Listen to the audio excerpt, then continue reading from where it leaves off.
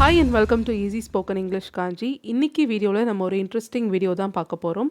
phrasal verbs பற்றின ஒரு interesting lesson. So phrasal verbsல நிறைய பேருக்கு இருக்கிற கன்ஃபியூஷன் அண்ட் நிறைய பேர் பண்ணுற ரொம்ப காமனான மிஸ்டேக். ஸோ இதை எப்படி அவாய்ட் பண்ணலாம் அப்படின்றத இன்னைக்கு வீடியோவில் பார்க்க போகிறோம். So now let's get started. First phrasal verbனா என்னன்றதை நம்ம தெரிஞ்சுக்கலாம். phrasal verbனா 2-3 வார்த்தைகள் சேர்ந்து வேர்பாக ஆக்ட் ஆகுறது. அதாவது அந்த 2-3 வார்த்தைகள் 2 வார்த்தையாக இருக்கும்போது அது எப்படி இருக்கும்னா verb கூட ப்ரெப்போசிஷன் இருக்கும், இல்லை வேர்ப் கூட adverb இருக்கும். ஸோ வேர்ப் கூட என்ன விஷயம் வருதோ அதை பார்ட்டிக்கிள் அப்படின்னு இங்கிலீஷில் சொல்லுவாங்க. ஸோ அது இதர் ப்ரெப்போசிஷனாவோ இல்லை adverb-ஆவோ இருக்கும். 3 வார்த்தையாக இருக்கும்போது வேர்ப் adverb ப்ரெப்போசிஷன் இந்த காம்பினேஷனில் இருக்கும். ஓகே, இந்த phrasal verbsல transitive intransitive அப்படின்னு verb மாதிரியே 2 டைப் இருக்குது. ஸோ வேர்ப்லேயும் transitive verb intransitive verbன்னு இருக்கு இல்லையா, அதே மாதிரி phrasal-லையும் transitive intransitive இருக்குது. அப்படின்னா என்னன்னு தெரியலனா பிரச்சனை இல்லை. ஆனால் இந்த transitive verbல transitive phrasal verbsல separable inseparable அப்படின்னு 2 இருக்குது. அதாவது 2 அல்லது 3 வார்த்தையாக இருக்கக்கூடிய phrasal verbs-ஐ பிரிக்கலாமா பிரிக்கக்கூடாதா அப்படின்ற இடத்துல தான் நிறைய பேருக்கு கன்ஃபியூஷன் வரும். நிறைய பேர் பண்ணுற மிஸ்டேக்கும் அந்த இடத்துல தான். ஸோ அதை பற்றி தான் இன்றைக்கி வீடியோவில் பார்க்க போகிறோம். transitive separable phrasal verbs. இப்போ சுருக்கமாக transitive intransitive-னா என்னன்றதை பார்ப்போம். transitive verbs இல்லை transitive phrasal verbs-க்கு ஆப்ஜெக்ட்ஸ் இருக்கும். intransitive verb-க்கு ஆப்ஜெக்ட் இருக்காது. ஆப்ஜெக்ட்னா எதை, யாரை, யாருக்கு, அதாவது இந்த ஆக்ஷன் எதை, யாரை, யாருக்கு நடக்குது இப்படின்றத வச்சு தான் நம்ம இந்த ஆப்ஜெக்டை கண்டுபிடிப்போம் ஒரு சென்டென்ஸில் இருக்கிறத. ஸோ இன்ட்ரான்சிட்டிவ் phrasal verbs-ஐ நம்மளால் பிரிக்கவே முடியாது. ட்ரான்சிட்டிவை தான் சில verbs-ஐ பிரிக்க முடியும், சில verbs-ஐ பிரிக்க முடியாது. எதை பிரிக்கலாம் பிரிக்கக்கூடாது அப்படின்றதுக்கு ஒரு ரூல் கிடையாது. ஸோ அதுக்காக தான் இந்த வீடியோஸ். ஓகே, ஸோ இதில் நான் common collection of separable and inseparable verbs with எக்ஸாம்பிள்ஸோடு எக்ஸ்பிளைன் பண்ணியிருக்கேன்.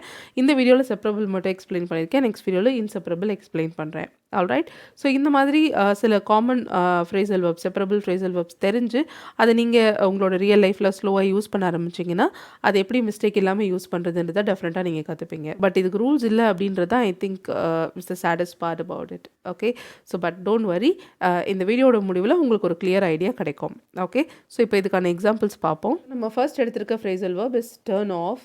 டர்ன் ஆஃப்னா ஏதாவது ஒன்றுத்தை ஆஃப் பண்ணுறது, அணைக்கிறது அப்படின்னு சொல்லுவோம் இல்லையா. எக்ஸாம்பிள் பாருங்கள், can you turn off the light. So turn off பக்கத்தில் ஒரு ஆப்ஜெக்ட் இருக்குது, த லைட்.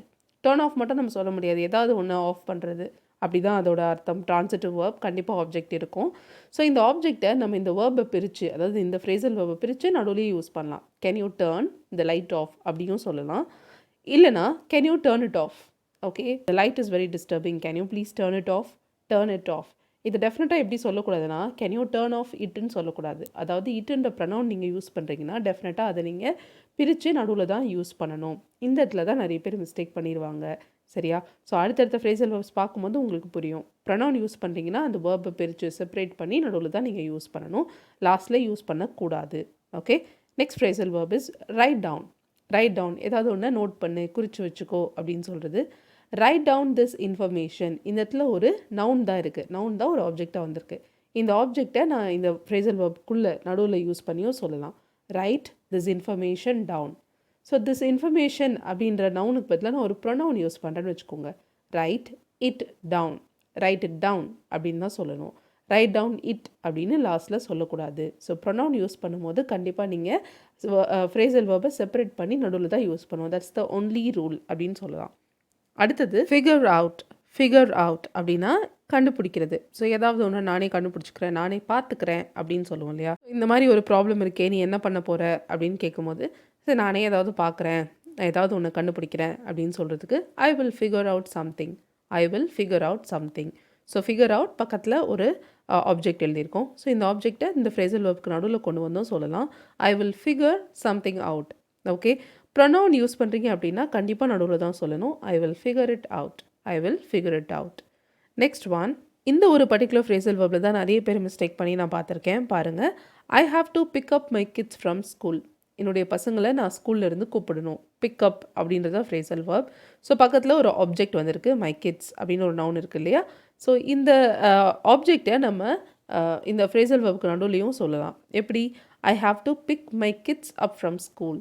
ஓகே, ஸோ இப்போ இப்படி இல்லாமல் மை கிட்ஸ்க்கான ரெஸ்பெக்டிவ் ப்ரனவுன் என்னது? தெம். கரெக்டாக? என் பசங்க ஸ்கூலில் இருக்காங்க, அவங்கள நான் கூப்பிடணும். My kids are at school, so திருப்பியும் மை கிட்ஸ்ன்றதை சொல்ல மாட்டோம். I have to pick up my kids அப்படின்னு சொல்ல மாட்டோம். நான் அவங்கள கூப்பிடணும்னு சொல்கிறதுனால I have to pick them up. I have to pick them up. Pick up them அப்படின்னு டெஃபினட்டாக சொல்லக்கூடாது. ப்ரொனவுன் இல்லையா? ஸோ அந்த ஃப்ரேசல் வெர்போட நடுவில் தான் நீங்கள் யூஸ் பண்ணி சொல்லணும். My kids are at school, I have to pick them up. Next phrasal verb is call off. Call off அப்படின்னா கேன்சல். ஸோ ஃப்ரேசல் வெர்பை நீங்கள் பாஸ்ட் டென்ஸில் எழுதும் போது ஃபஸ்ட் இருக்கிற வேர்பில் தான் நீங்கள் பாஸ்ட் ஃபார்மை கொடுக்கணும். அதாவது கால் ஆஃப் அப்படின்னு இருக்குன்னா கால்ட் ஆஃப், அதுதான் அதோட past form. For example, she called off the meeting. She cancelled the meeting. அவள் மீட்டிங்கை கேன்சல் பண்ணிட்டா. ஓகே, கேன்சலுக்கு பதிலாக ஃப்ரேசல் வெர்ப் கால் ஆஃப்ன்றது யூஸ் பண்ணியிருக்கோம். ஸோ இங்கே இருக்கிற மீட்டிங் அப்படின்ற ஆப்ஜெக்டை இந்த ஃப்ரேசல் வெர்போட நடுவில் யூஸ் பண்ணி சொல்லலாம். She called the meeting off. Pronoun use பண்ணிங்கன்னா she called it off. She called it off தான், ஷி கால்ட் ஆஃப் இட் கிடையாது. Next one, the baby threw away the ball. Threw away அப்படின்னா throw away, அதோட past tense தான் threw away. So throw அவேனா தூக்கி எறிகிறது, கரெக்டாக? ஸோ குழந்தை பாலை தூக்கி போட்டுருச்சு. பேபி த்ரூ த பால் அவே அப்படியும் சொல்லலாம். இல்லைனா baby through it away. Through it away தான், த்ரூ அவே இட் கிடையாது. Next one, he turned down the offer.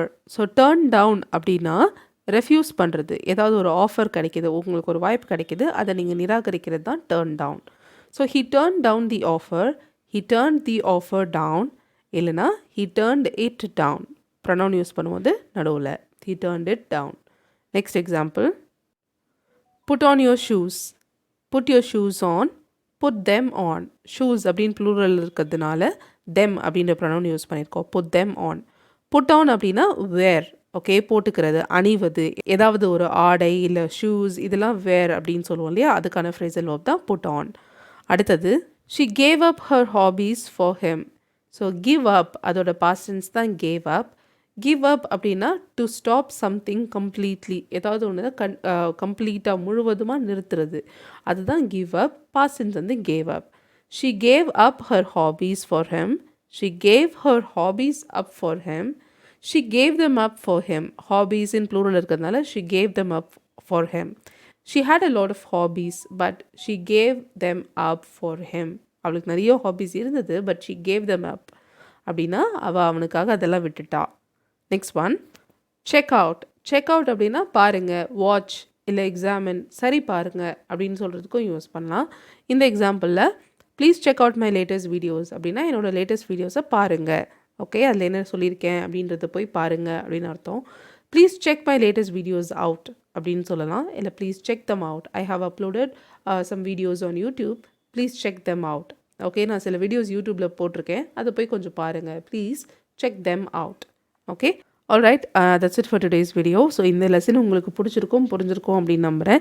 இங்கே நீங்கள் ப்ராக்டிஸ் பண்ணதுக்காக 3 ஃப்ரேசல் வேர்ப்ஸ் நான் கொடுத்துருக்கேன். ஸோ இந்த ஃப்ரேசல் வேர்பையும் நீங்கள் எக்ஸாம்பிளில் பார்த்த மாதிரி 3 விதமாக எழுதுங்க. Object at the end of the sentence, object in the middle and using a pronoun. Okay, so 3 விதமாக எல்லா இந்த 3 ஃப்ரேசல் வேர்ப்க்கும் நீங்கள் ட்ரை பண்ணி உங்களோட ஆன்சர்ஸ் எனக்கு காமெண்ட் பண்ணுங்கள். First phrasal verb is take out, second one is sent back, அந்த last one is throw out. Take அவுட்னா வெளியே எடு, சென்ட் பேக்னா திருப்பி அனுப்பு, த்ரோ அவுட்னா தூக்கி எறி, வெளியே தூக்கி எறி அப்படின்னு சொல்லலாம். ஸோ இதை 3 யூஸ் பண்ணி சென்டென்சஸ் ஃப்ரேம் பண்ணி எனக்கு காமெண்ட் பண்ணுங்கள். Alright, thank you so much for வாட்சிங் this video till the very end. I'll see you all in the next video. Till then, take care and bye.